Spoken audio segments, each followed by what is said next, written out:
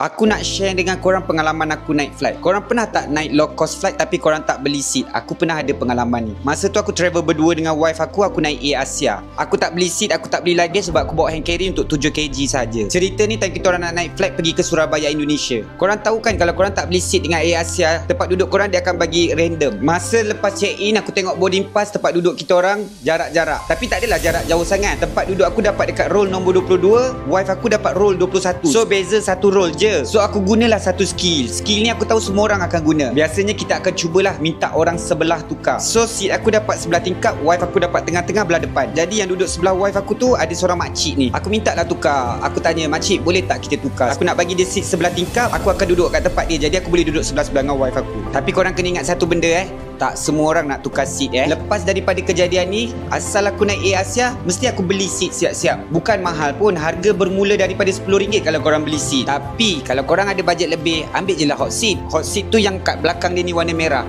Untuk hot seat, kalau korang nak tahu, kerusi dia lebih besar and then dia punya leg room lebih luas. Untuk pengetahuan korang, kalau korang ada plan nak beli tiket Air Asia bermula 10 Mac hingga 16 Mac, Air Asia tengah ada all seat all flight. Korang akan dapat diskaun 20% untuk booking semua flight dan juga extra 20% kalau korang pilih seat. Kalau korang travel couple ataupun bergroup, korang tak nak duduk asing-asing, beli je seat siap-siap. Senang, tak payah pening-pening. Macam biasa, korang jangan lupa like, comment, save video ni kalau korang nak aku share lagi pasal tips travel. Apa-apa pun, jom ikut aku travel.